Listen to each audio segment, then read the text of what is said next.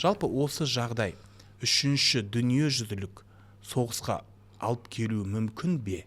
Соғыс деген оның басы басталса, аяғы жоқ болады, түсініксіз болады. Назарбаев туралы не айтасың? Ол кісі 6 шілде 1940 жыл. Мақтағанды жақсы көреді. Саясаттанушылардың айтуына қарағанда, осы кісілер келесі президенттікке үміткер болуы мүмкін дейді. Бұл кісіде прям шанс бар. Ақша шақыратын сандар бола ма? Қандай? Ақша саны бар әрине. Жанат Қожамжаров, егер мен қателеспесем, сол ілімнің негізін қалаған кісі. Ол туралы не айтасың? Бұл сөйтсай нумерология ма? Ол кісі жүреді бір сектанттарды жинап алған сияқты бір. Бұл ұқсастық па, әлде Күзденбаевтарға қатысың бар ма? Иә, енді Руслан атақты нумеролог болды ғой. Қазақстандағы атақты нумеролог Руслан Күзденбаев. Бүгін студиямызда қонақта болған белгілі нумеролог Тори Күзденбаева. Армысыздар, Данияр Есен YouTube каналының бүгінгі қонағы белгілі нумеролог Тори Күзденбаева. Тори, қош келдің. Қайырлы күн, Данияр. Көңіл күйің қалай? Өте жақсы. Енді мен Тори деп жатырмын негізі. Азан шақырып қойған есімің Тори ма, әлде достарың осылай еркелете ме? Жалпы төлқұжаттағы есімің кім? Төлқұжаттағы есімім Тұрсынгүл. Не үшін Тори сонда? Тори ол лақап ат қойылған Русланның қойып кеткені. Иә, Руслан туралы алдағы уақытта айта жатармыз. Жалпы бүгінгі біздің подкастымызда саяси тақырыптарда қозғалады. Жарайды. Оған дайынсың ғой жалпы? Дайынмын. Бірақ енді саяси тақырыптарды әзірге қозғамас бұрын, бірінші осы нумерология туралы айтқым келіп отыр. Өмірге сәби келді, сол сәби кезінде оның нумерологиясын анықтап алу керек қой. Әрине. Әр адамның өзінің коды болады. Міндетті түрде. Менің кодым сонда жаңа қандай дедік? Бірінші бағдарлама сізде прогресс белгісі. Бұл адамдар жалпы бана сіздің қазіргі істеп жатқан салаңызда, жалпы кішкентай кезіңізден осы, студент кезіңізден осыған мән бердіңіз. Сол өмірде қалдыратын адам интеллектуалдық бағыт таңдайды. Енді журналистика, корреспондент, интервьюер, там режиссеры, постановщики, это же барлығы ол интеллектуалдық бағытқа жатады. Ол сіздің бана 37-40-қа дейін істейтін бағдарламаңыз. Келесі бағдарлама сіздің бағдарлама емес, миссия деп айтайық. Сізде артистизм, знак артистизма, творческое начало. Демек, өмірге жаңадан келген сәбидің нумерологиясын анықтап алған, ол дұрыс қой.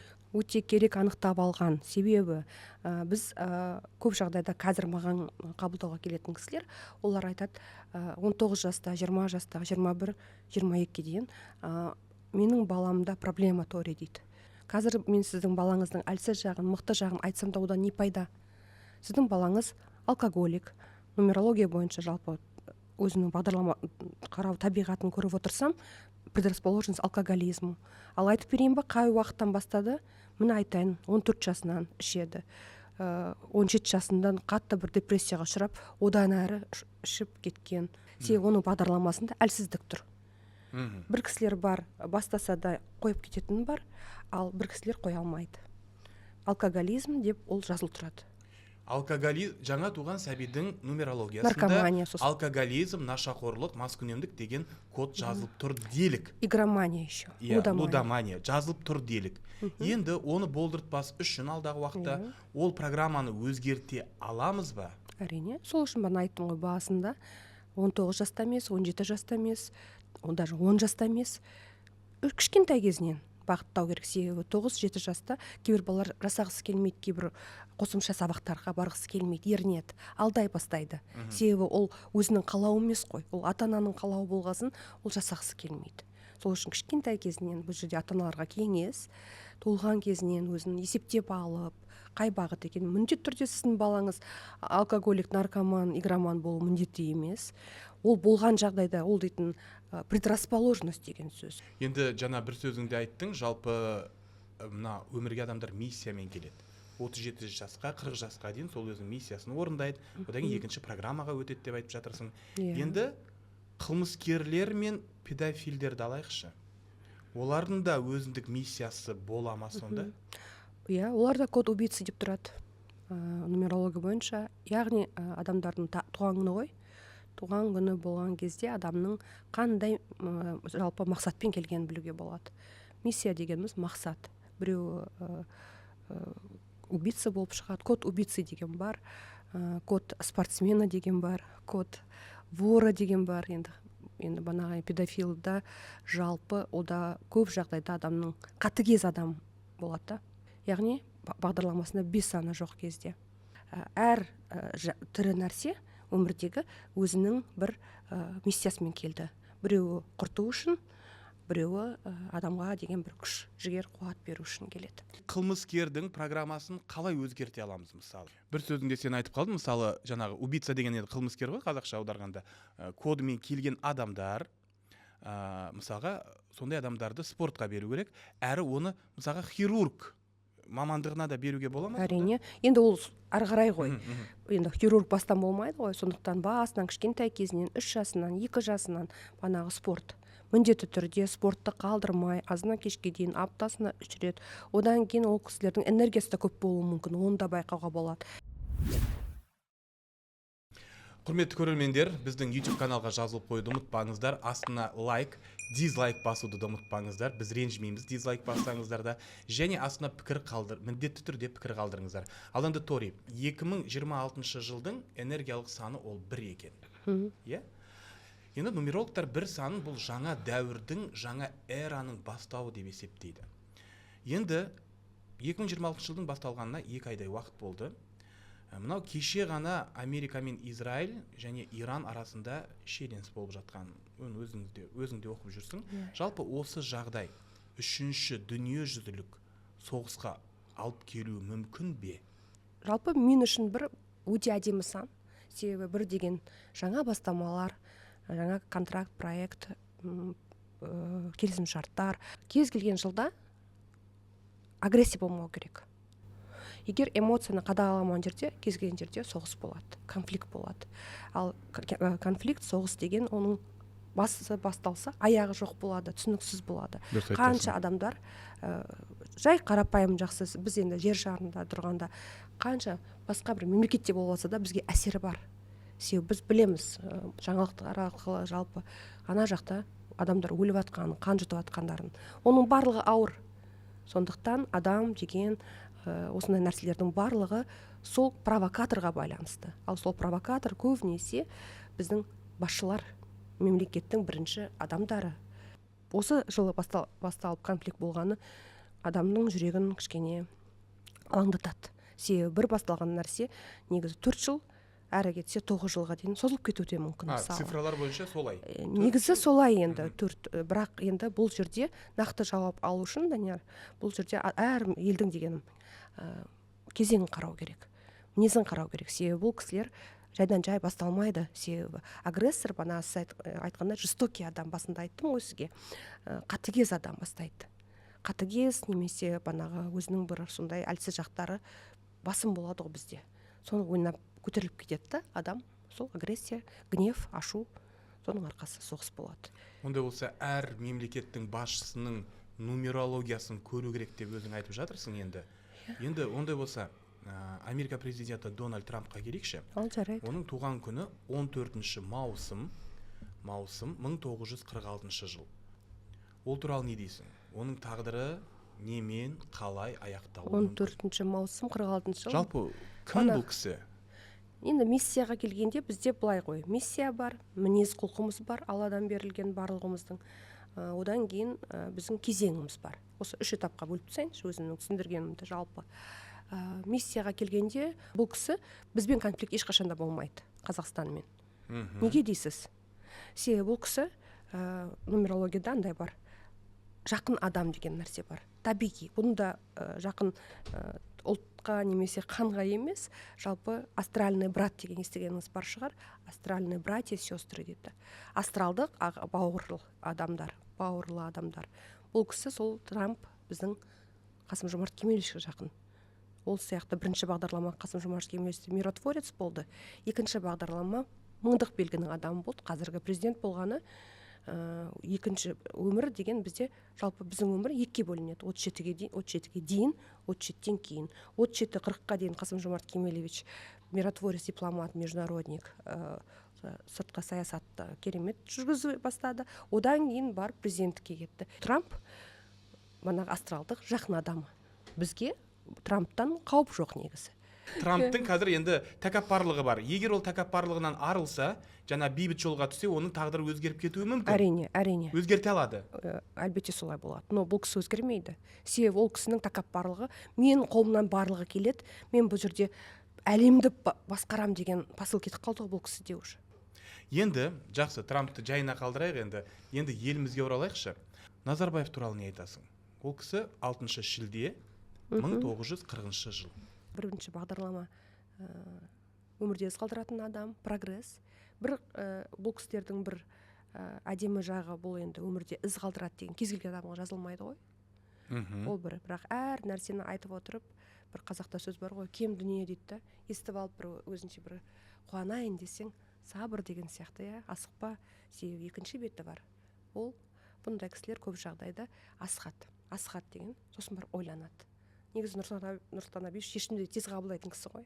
Біреу туралы да, бір нәрсе туралы да мен жеке танымасам да, жалпы оның табиғатын түсінгеннен кейін білем. Әр нәрсені шапшаң қабылдайды да, уақыт өте өкінеді. Екінші бағдарлама мен кіммін? Бұл кісі власть. Ал бұндай белгі, билік аталуы, тура осындай код болмаса да, Владимир Владимирович Путинді тоже.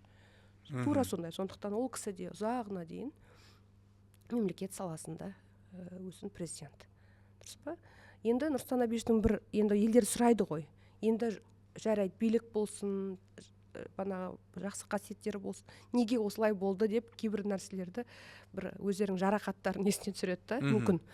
Енді түсінуге болады, себебі бұл кісі өзінің мықты жағы автоматтық түрде жұмыс істетті, ал әлсіз жағын мән бермеген. Ол кісінің әлсіз жағы қандай болды? Әлсіз жағы деген бұл кісі енді өте, қалай айтсам, адамдарға сеніп қалатын кісі болды.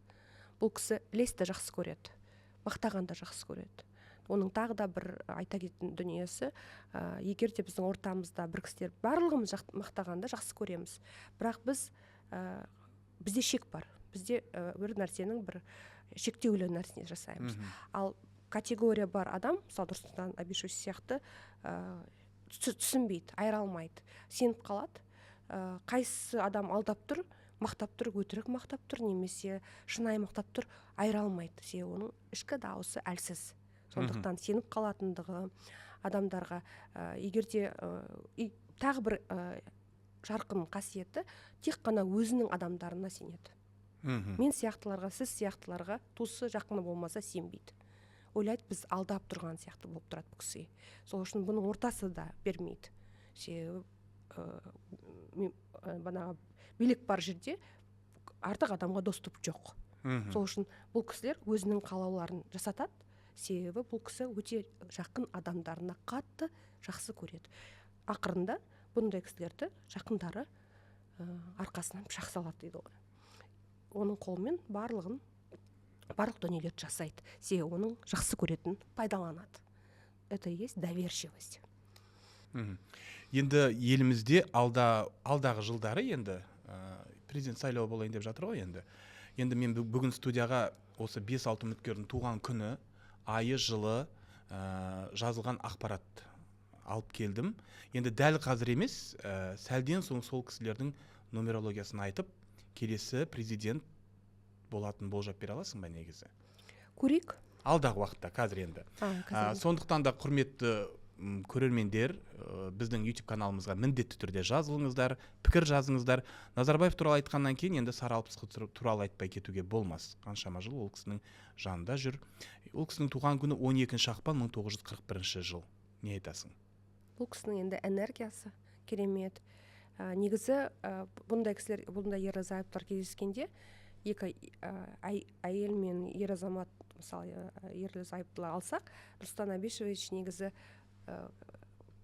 жас кезінде кездескенде Сары Алпысына бағынған кісі ғой негізі. Себебі ол кісі доминант болған. Жалпы бағдарламасында солай жазылып тұр. Өз-өзіне сенімді. Сары Алпысының кезеңін қарасам, бұл кісіде сатқындық тұр екен. Мұндай кезеңде адамды жақыны немесе ортасы сатады. Бұл жарты жыл бұрын басталды, 25 жыл басталды. Негізі өткен жылда да сатқындық болды. Қазір 85-те ғой енді. 84-85 сатқындық жыл болып тұр. Ең күрделі кезең бұл кісіге 83-те болды. 83 жасында. Сол кезде 0 кезеңге түсті да. и өзінің бір мүмкін ауырып та қалған шығар деп ойлаймын, немесе қатер жағдайда болуы мүмкін. Енді мен тәуіп балгер емеспін ғой, бірақ түсініп тұрмын, 82 жарымнан бастап 83 жарым осы қатарда өте қиын кезеңге түсті, сәттілік кетіп қалды, 0 кезеңіне түсті, крах деген болады. Одан кейін ары қарай сатқындық келе жатыр. Саясат тақырыбын алдағы уақытта тағы да орала жатармыз енді. Енді Тори, мынаны айтшы, біздің өмірімізде сандар, цифрлар қаншалықты рөл ойнайды? Мысалы, біреулер пәтер сатып алатын кезде сол пәтердің нөміріне қарайды, үйдің нөміріне қарайды, телефон нөміріне алаңдаушылық білдіретін кісілер болады. Осы туралы не айтасың жалпы? Ол да жақсы нәрсе, себебі әр біздің әлсіз сандарымыз бойымыздағы тағы да есеп арқылы біз біле аламыз өзіміздің әлсіз жақтарымызды. Әлсіз жақ деген ол сандарымыз. Сондықтан мен өзім қабылдауымда да кісілерге міндетті түрде үйдің мысалы сатып алатқанда болашақта айтамын, пәтер алсаңыз осынша қабаттан алыңыз, осындай нөмірді алыңыз. Үй мысалы түсіп жатырса, енді дайын үй болса. Ал егер жалпы басына котлованнан алып атсаңыздар, жай енді қабатын ала салыңыз деймін да. Кейбір адамдар фанатизммен кетіп қалады да, ойбай, Тори, ана жақта тек қана салынып жатыр, нумерациясы әлі жоқ екен, ештеңе етпес, қатты берілмейміз, говорю. Сол тек қабатын дұрыс алыңыз. Немесе нөмір телефондарын да айтып беремін. Көп жағдайда 0 нәрсені қолданбауға тырысамын да. Мен кеше сенің телефон нөміріңді қарап шықтым. Ішінде 0 деген цифра жоқ екен. Оны бұрын болды ма негізі, жоқ әлде кейін өзгертіп жібердің бе? Ең қызығы, Данияр, менде негізі жұмысым телефонында осы Русланмен кездеспегенде менің нөмірім 48-108 болған. 701, 48-108 болған. Бірақ ол нөмір бар. Ол маған қатысы жоқ. Бірақ қазір жеке қолданатын нөмірім банағы 0-дер жоқ. Онда сен әдейі ауыстырдың? Иә, 0-ді қолданбаймын, себебі 0-дің қорытындысы 0 ғой. Менің нөмірім 480-60-04, 0-дер көп. Иә, оны ауыстырайық. Бірақ 4-пен аяқталады. Сізге көп 4 керек емес, Данияр, сізде 4-іңіз өте көп. Керек емес, онда білмеймін, онда бүкіл проект саласыз онда деп қойыңызшы. Жаңағы телефон нөмірімді ауыстырсам, менде қандай да бір өзгерістер болуы мүмкін бе? Әрине, себебі сіз өзіңіздің әлсіз, әр сан адамның әлсіз жағын күшейтеді. Мысалы, сізге біреу хабарласып тұрып, немесе сіз біреуге Каспийде төлейін деп жатырғанда нөміріңіз тергене дауыстап айтып жатырсыз ғой. Әр санның мағынасы бар. Мысалы, сізде 6 саны болмаса, сізде ақша болсын деп мен 6 санын қойып беремін. Мысалы, әйел адамға маңызды 7 саны. Көп жағдайда неге әйел адамдар бақытсыз? Неге көп әйел адамдарға немесе тұрмысқа шықпайды, бірнеше тұрмысқа шығады, немесе күйеуі басқа әйелге кетіп қалады? Себебі харизма жоқ қой. Ал енді кез келген халықтың наным сенімінде мына цифрларға ерекше мән береді. Мысалы, қараңыз, қазақтар 7 санын қадір тұтады. Ал енді батыс, мына Еуропа 13 санын естіген кезде өліп қала жаздай, дірілдеп кетеді. Жаңағы пятница, 13-13 жұма деген сияқты. Ал мына өткенде біз Қытайда жүрген кезде Қытайлар мына 4 санын естігенде шошып аяқ қолдар дірілдеп кетеді деген. Өткені өлім деген мағынаны білдіреді екен жалпы бұл Қытайда. Бұл сандарда қандай да бір тылсым күштер жатыр ма? 7, 4, 13. Бүкіл халықта кездесетін сандар. Енді бірінші тетрафобия туралы айта қояйын. Тетрафобия деген банағы 4 санына қатысты ұғым. Жалпы бұның атауы да сол, тетрафобия. Неге қытайлықтар 4 санынан қолданбайды көп жағдайда? Бұл факт. Себебі мысалы үлкен қалаларда Гонконг немесе банағы Тайвань, жалпы Қытайдың өзінде лифттерде қолданбайды. Ол 4 санын жалпы еш нәрсе тұрмайды, өтіп кетеді. Иә, мен Гуанчжоуда жүргенде соны көрдім. Байқадыңыз ба? Себебі деген бұл санның си дегені смерть деген сөз. Сол үшін бұларға бір сондай бір фобия бар да, бұна тетрафобия деген содан шыққан нәрсе. Бұл тек қана 4 санына қатысты. Сол үшін мен де өзімнің көп қабылдауымда қолдандырмаймын. Егер де даже 4 саны әлсіз болса да, бірақ санын қойдыртам да болды. Себебі менің өзімде де үй алып атқан кезде. Жоқ, сен Қытай емессің ғой. Жоқ, мен соны қолданам. Маған ол маңызды. Себебі мен кішкентай кезімізден, есіңізде ме, мен айтып едім ғой. Ауру қалса да әдет қалмайды ғой. Біз ырымшылмыз ғой. ойбай босағада тұрма, ойбай бүйте сал, түнде кір жайма деген нәрсе, ол біздің кішкентай кезімізден қалыптастырып кеткен дүниелер ғой, ата әжелеріміз айтып тастаған, апаларымыз. Енді біз қайда барамыз, сол үшін ол қалып қалды. Ақша шақыратын сандар бола ма? Иә, әрине, бұл сан 6. 6. Оны енді қалай шақырамыз? Егер ол әр адамның өзінің табиғатында бола ма 6 саны, жоқ әлде оны шақырып алуға бола ма? Бергел деп шақыра алмайсыз, Данияр. Ол мүмкін емес. Ол бар нәрсе бар, жоқ нәрсені өзіңіздің банағы кеңесті алып, берген кеңесімді алып, соны жасайсыз. Жоқ болған жағдайда. Демек 6 саны жоқ адамдарға, олар ақша шақыратын саны 6 саны ғой. Жоқ адамдарға қандай да бір техникалар жасау керек қой. Сондай, иә, жасау керек. Енді бұл жерде не істеуім керек? Мысалға, менде 6 саны жоқ. Көрдік міне. Техника енді. Техникама не жасау керек енді? Ақша шақыру керек қой бір нәрсе. Қатты дәріс беретіндерді тыңдайтын сияқтысыз. Қандай техника деген? Енді қалай айтсам, техника деген бар, ал жақсы айтайын.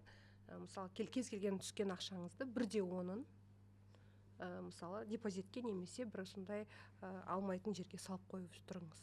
Мысалы, мен көп адамдарды өзім қабылдауымда, қазір бәлен жыл бойы шыққан Жилстройсбербанкқа, мысалы, қазір барлығы үй алып маған рахмет айтып жатыр.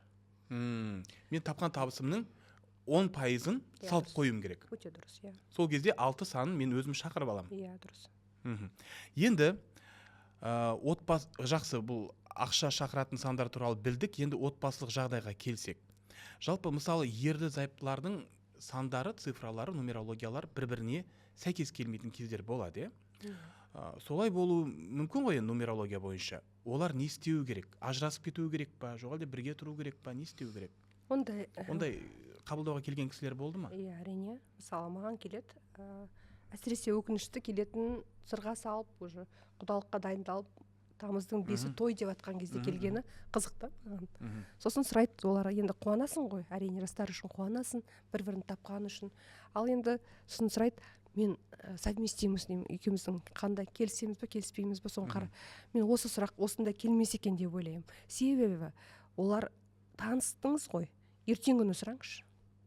Себебі олар уже жүрек бір-біріне жақсы көріп қалады, тойға дайындалады да, ал екеу сәйкес келмейді. Ондай жағдай өмірімде негізі қабылдауымда болды. Сол кезде мен қыз бала келді. Енді ол кісінің жолдасы үйлеспейді нумерология бойынша, жалпы келіспейді. Сәйкес келмейді бір-біріне. Оның еще тағы да қоса айтатыным, ол өзі жақсы көреді, бірақ оған тұрмысқа құрып жатса да разы емес. Себебі ол баланың оның қалауындай жағдайы жоқ, қыз қалағандай, бірақ жақсы көреді. Сол үшін мен оған өзінің жеке азаматының қарап тұрып, өзінің қарап тұрып, бірінші өзіне әдемі жақтарын айтып, әлсіз жақтарына бағыт беріп, күшті қылып түсіндіріп, кеңестерді беріп, жақсы көрсеңіз, міне енді бірінші ала қалау ғой. Сіздер ала қаламаса, осылай келіспей дедіңіздер, енді тұру керексіздер дедім. Содан кейін қарасам, ары қарай ұл тұр екен. Ұлды боласыз дейді, сосын ол сұрайды менен, қыз жоқ па дейді. Мен қыз қалаған дейді. Сонда айтам, енді дұға жасай беріңізші, өзіңіз намаздасыз ғой. Сол дұғаңыз қабыл болар мүмкін деймін да, енді бақытты болыңыз деп кеңес беріп, сөйтіп жіберем. Оның көңіл көтеріледі, қуанады, сол амал бар екен естіп. Жалпы өзінің қарым-қатынасын әдемі тұрғызуға. Себебі маған келгенде запрос қандай болды? Ренжісе береміз деп келді. Атак мен оған басқа әй-шай жоқ айтпас едім ғой. Сол не үшін ренжіш туындайды? Қазір болып жатқан түсінбейтін жағдай, ол 5 жылдан кейін, 7 жылдан кейін, 9 жылдан кейін оянатын нәрселер. Болады ол. Себебі семья болғанда міндетті түрде қиыншылықтар болады. Бірақ әдемі үйлесетін адамдар жеңіл өтеді. Бірақ келіспейтін адамдар ит пен мысық сияқты сүреді да өмірді. Келіспейтін адамдар демек жұмыс істеу керек. Әрине, сол өзіне түсініп, әлсіз жағын түсініп, жолдасының әлсіз мықты жағын біліп тұрып, бір-бірін қолдау керек. Сол кезде жақсы болып кетеді. Әрине. Ажыраспаса да болады. Ажыраспайды. Ажырастырмаймын. Негізі ажырастырмауға тырысамын. Мен қарсымын ажырасу деген дүниелерден. Жаңа бір сөзіңді айтып қалдың. Бірінші балаң ұл болады деп айттың дедің. А нумерологияда оны анықтауға бола ма? Енді сан шығады ғой, енді есептеймін ғой. Мен оны бүйтіп қарап тұрып айтқан жоқпын ғой. Туған күнін көріп отқасын мен айттым. Демек, еркектің туған күнін көрдің, иә әйелдің туған күнін көрдің, тағы да қандай да бір цифра ештеңе бар. көрген жоқпын, сол әйел адамдікін көрдім, болды, ұл болатын айттым. Қазір ол бала жүгіріп жүр, Мгм. 2-ге келеді, қателеспесем, 3-ге де келетін шығар. Қазір Сютсай деген ілім туралы жиі айтылады. Жанат Қожамжаров, егер мен қателеспесем, сол ілімнің негізін қалаған кісі. Ол туралы не айтасың? Бұл Сютсай нумерология ма?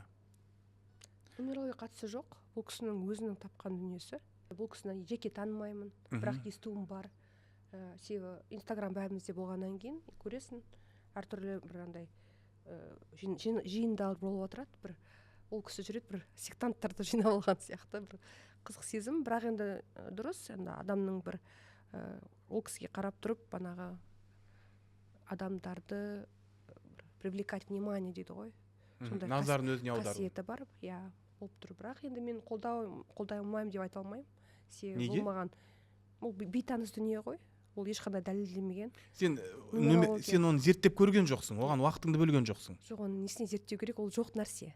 Нумерология неге бар? Ол Пифагор, ол ежелгі банағы Мысырдан келе жатқан дүниелер, арабтар, Индиядан келе жатқан жалпы китайская философия. Енді Индия ғой негізі бастамасы. Ол енді өзі тапқан нәрсесі ғой. Фантазер, нафантазировал, придумал. Адамдар жүр ғой соның артында, 1000 адам, Енді- миллион адам жүр. Қазақта қандай сөз бар? Ақмақ, қалай еді? Бірдеме молда дейді ғой. Аңқау елге арамза Аңқау молда. елге, да, сол сияқты. Енді мүмкін оның жақсы дүниесі бар шығар, мен ештеңе айта алмаймын. Тыңдап отырып айтар, мені білмей жатып деп қандай қақысы бар деп, сол үшін бәрі орынды болады. Мен танымаймын, білмеймін. Сютсайды менен сұрайды. Мен 5 күн туылғанмын ғой, Данияр. Сютсайды барлығы өтіп алған ғой. Таныстарым, әсіресе мына 2000 жылғы балдар маған қарайды, Тори ханым, сіз қай күні туғаныңыз дейсіз? Мен біліп тұрмын, мына Сютсай туралы айтайын деп тұрған. 5 деймін ғой. Ма дейді, 5. Сол сияқты мен білемін дедім. Устами пятерки говорит сам Всевышний ма десем, иә дейді. Сол сияқты ғой.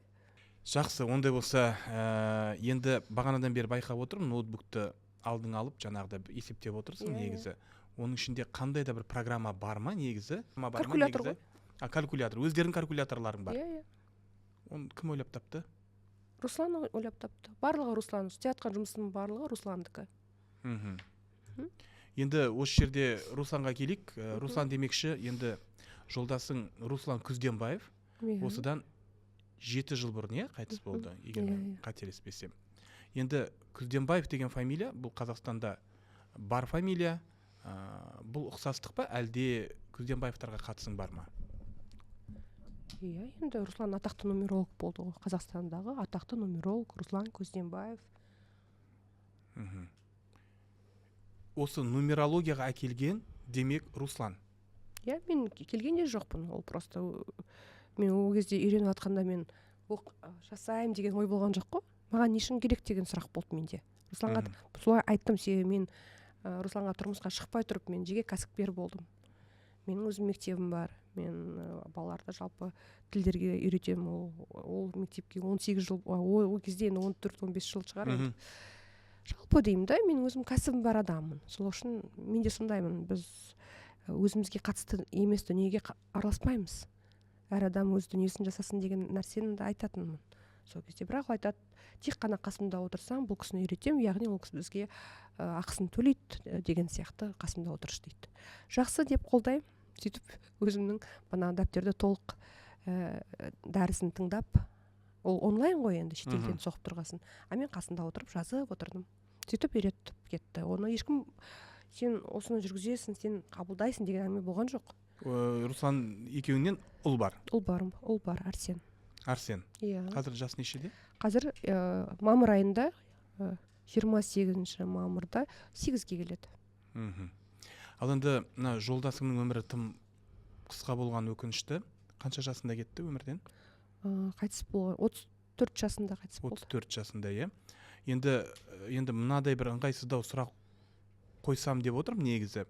Енді нумерология бойынша марқұм күйеуінің өлетін күн жалпы болжап білуге болатын бет негізі, әлде нумерология жалпы адамдардың өмірден қайтатын күнін болжай ала ма?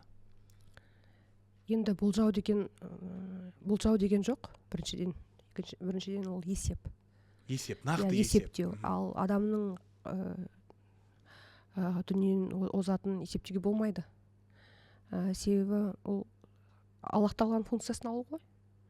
Көмектесіп отырып, мінезін айтып отырып, ойбай, Аллах тағала күнә істеп жатқан жоқ ма деп ой кетеді. Осынша күні өмірден өтесің, немесе ұзақ жасайсың, осынша жасайсың деген сөз ол күпірлік па? Күпірлік, иә. Күпірлік. Мен ондай нәрсеге келіспеймін. Көре алмаймын да, мен даже ойыма келмейді ондай нәрсе. Есептеп көрген жоқсың ешкімдікін өміріңде? Данияр, ондай жоқ. Мен өзім де айтам, қабылдауымда мүмкін мен сізге қазір көмектесіп отырмын, мүмкін мен таңертең оянбай қалатын шығармын. Ол менің пешенеме жазылған. Алла біледі ғой. Алла өзі береді, өзі алады. Қазір енді көрермендерге де, осы біздің YouTube каналды көріп отырған оқырмандарға да бір мысал ретінде көрсетіп кетейікші. Бағана айттық қой, соған қайтып оралайықшы. Енді менің туған күнімді көрермендерге қазір жалпы қандай қасиеттерім болуың керек, осы туралы қысқаша айтып бере аласың ба? Иә. 13-04-1979. Менің барлығын қосқан кезде 7 деген сан шығып тұр ма сонда менде? Иә, барлығын қосқанда 7 шығып тұр, дұрыс 7. айтасың. Иә, ішкі дауысыңызға сеніңіз. Сіздің ішкі дауысыңыз бастапқы секундтарда жұмыс істейді. Егер сізге ұсыныс келеді WhatsApp-қа, мысалы, былай көресіз, тосын кездесу болады, жай ұсыныстар, сіз былай не сездіңіз? Мысалы, сізге бұл кісі ұнады ма? Жасаңыз. Ұнамады ма? Жоқ деп айтыңыз. Болды. Өмірді күрделендірмейміз. Оп-оңай. Сіз барлығын сезіп отырасыз, сіз адам танисыз. Сіз ақылды басыңызды көп қоса береді екенсіз. Сіз жүректі тыңдаңыз. Сіз логикаға кетіп қаласыз. Ақтап жібересіз, ақтап аласыз біреуді. Мысалы, сізге бір кісі келіп айтылды, бірақ сіз күмәндандыңыз. Бірақ басқа нәрсе керек болғаннан кейін, мысалы, сіз жарайды, көре салайыншы дедіңіз. Әлсіз тұстарым бар ма? Сол әлсіз тұсыңызды енді айтып жатырмын ғой. Сол үшін бұл өте маңызды кеңес. Сіз бастапқы секундтағы сезіміңізбен тек қана жұмыс істеуіңіз керек. Бірінші келген ойды мен жүзеге асыруым керек, болды. Өте дұрыс. Ары қарай ойланбау керек. Басқа сіз аналитика жасап, ары қарай оның қажет жоқ. Иә, онда сіз ұтыласыз. Бірінші не ой келді, соны іске асыруым керек. Иә. Өмірдің еркесіз. Барлық істеген дүниеңіз әдем болады. Өмірдің еркесі де кез келген адам болмайды. Сондықтан сізде періште айтады ғой, біреулерде періште жоқ, себебі оларға айтады, мен ауыршаңмын дейді. Дұрыс, қазақта сөз бар, тіл көз деген нәрсе бар. Тіл көз кез келген кісіге тимейді. Сол үшін сізге, мысалы, сіздің періштелеріңіз бар. Сізді қамқор земной, небесный дейміз. Оны да есептеп шығаруға болады. Өше айта кетейік, Торидің қабылдауына жазылам десеңіздер, хабарласыңыздар. Міндетті түрде сіздердің бүкіл цифраларыңызды, сандарыңызды алдарыңызға жайып береді, және қандай қасиеттермен жұмыс істеу керектігі туралы айтады. Ал енді бағана айтқан болжамдарға келсек, қазір енді мен сенің алдыңа 5-6 адамның туған күні, айы, жылы жазылған ақпарат қағазды қоямын. Енді саясаттанушылардың айтуына қарағанда, осы кісілер келесі президенттікке үміткер болуы мүмкін дейді. Нақты емес қой, енді ешкім нақты айта алмайды ғой. Мен саған даталарын айтып отырайын, бірақ адамның аты жөнін айтпаймыз. 28.01.1971. Қазір экранның төменгі жағында жарияланып тұр. Мына кісі кәдімгі, енді бұл кісіні любимчик Қасым-Жомарт Кемелевич ғой, енді бұл кісі негізі. Сандар қылып қарап тұр. Мен бұл кісінің атын біліп тұрған жоқпын. Мен атын, мен саған көрсеткен жоқпын атын. Ешкім білмейді, менен басқа. Өз-өзіне сенімді кісі, мықты, энергиясы күшті, бірақ енді ашуланса, енді қалпақтай ұшырады екен бәрімізді. Бірақ шынайы кісі. Енді нағыз президент болса, осы кісі болсын. Себебі мына қазіргі замандағы қиыншылықтар, жалпы мына Израиль, Иран, Тегеран, сыртқы саясат. Иә, сыртқы саясаттары қиын нәрселерді біліп отырып, бізге тек қана дипломат керек. Себебі бізге агрессивный адам келсе қиын болады. Бірақ бұл кісі шынайы дегенмен де енді президент болуға енді супер деп айта алмаймын. Енді тағы бір адам 7.05.1963. Иә, бұл кісі жалпы енді меценат екен, миротворец, дипломат, международник. Бұл кісі өз-өзіне сенімді, сүйкімді деп айтуға болады. Жалпы, бірақ энергия жоқ та. Бірақ адамдардың тік тұрғызады барлығын. Болады. Бұл вариант.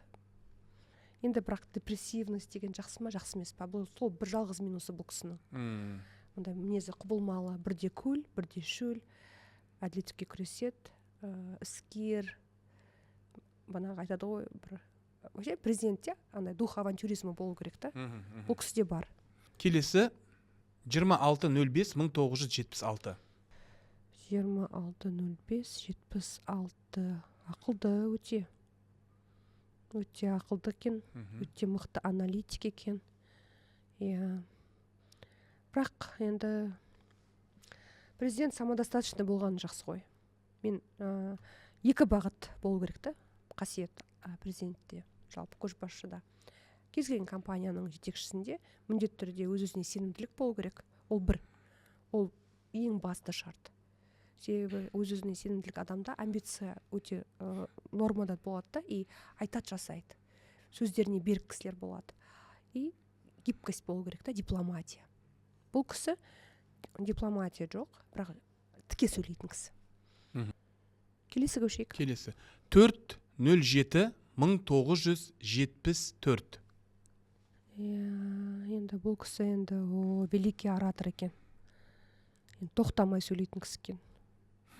Тоқтамай сөйлейді, образға қатты кіреді, эмоциясын дым білдіртпейді. Былай қарап тұрсаң суық сияқты, на самом деле сөйтіп тұрып адамды, публиканы актриса болып тұрады, образға кіріп тұрады. Сондай кісі. Энергиясы, орташа, өмірдің еркесі деп айтуға болады. Өте еңбекқор адам, адамды қарап тұрып бүйтіп сканер сияқты сезіп тұрады ол кісіні. Сондай кісі. Енді бұл үміт жерде бар ма бұл кісіде? Жалпы нумерологияда жазыла ма ол кісінің жаңа спады, көрейік. жоғары жақ, төменгі жақ деген сияқты. Бұл кісіде үміт өте керемет болып тұр. Прям позиция, должность тұр ғой. Келесі 31.03.1989. Бізде цифралар сөйлеп жатыр. Біздің студиямызда нумеролог Тори Күзденбаева. 31.03.1989. Ер азамат да? Ер азамат. Бұл кісі енді мыңдық адам екен. Өз-өзіне сенімді кісі, өте жақсы дипломатиясы бар, көп сөйлемейді кісілерге. Ол кісінің үміті бар ма? Үміті спад, верх, жаңағы төмен деген сияқты нәрселер көрсете ма? Көрсетеді. Но бұл кісіде риск, конечно, бар. Дегенмен де новый позиция, должность тұр ғой. Келесі год бинго у него. Сондай тұр, Келесі 7.05.1975. Год хороший, кезеңі жақсы. Дегенмен де андай да, бұл кісі ойламаған жерден көтеріліп кетеді ғой. Сондай кісі ғой. Солай көтеріліп жүр бұл. Ол сөйтіп жүр. Неге? Өмірдің еркесі ғой. Өмірдің еркесі қойған мақсатына міндетті түрде жетеді. Енді 3 адам қалды. Шашатпайын сенде. 9.12.1956. Енді бұл кісі енді власть қой. Прямо түнеп жүретін кісілер ғой. Сол өзінің конторасында. Кәдімгі билікте. Кәдімгі билік қой. Нұрсұлтан Абишевич номер 2 ғой. Былайша айтқанда. Сенімді, өз-өзіне шынайы кісі, жүрегі жұмсақ, өте еңбекқор. Андай 24/7 жұмыс істейтін кісі ғой. Былай қарасаңыз. Ал жаңағы көтерілуі, тоқтауы, қарап отырмын. нөлдік деген нәрселер бар ғой нумерологияда, бұл кісіде жақсы кезең екен. Жақсы кезең, ұсыныс тұр. Предложение по работе. Енді ұсынысты әртүрлі болады ғой. Бірақ жұмыс өзгере береді ғой. Мүмкін бұл кісінің өзінің қалауындай дүние болатын шығар. Енді 2 адам қалды, сонымен. Дегенмен де бұл кісіде сәттілік жоқ. Сәттілік көрсетіліп тұрған жоқ. Енді 2 адам қалды. 14.08.1962. Бізде тек цифралар сөйлеп тұр. Дәл осы датада туған адамдар болуы мүмкін. Ол сәйкестік деп қарасаңыздар да болады. Тура ол адам болмауы да мүмкін, Мына кісіні негізі кімге, Қасым-Жомарт Кемелевичке жақын кісі. Жақын адамы. Әдемі сөйлейді. Өз-өзіне сенімді, рухани болмысы мықты. Адам таниды, еңбекқор, сәттілігі де бар. Енді, в общем, казахский еврей ғой деп айтсам бола ма? Кімді айтып тұрғанын білмеймін, бірақ дегенмен де. Осы жерде айта кетейік, Тори ханым кімді айтып тұрғанын білмейді, өйткені тек мен цифраларды ғана бердім. Бұл сәйкестік болуы да мүмкін, ол кісілермен сәйкестік болуы да мүмкін. Енді келесі соңғы үміткер деп айтайықшы. Мықты өте бай кісі ғой. Миллионер. Бұндай кісілерде код миллионер деп айтады да. Еңбекқор адам әрдайым нәтижесінде бай болады. Код миллионер, миротворец, халыққа жұмыс істейтін кісі, мықты кісі екен ол.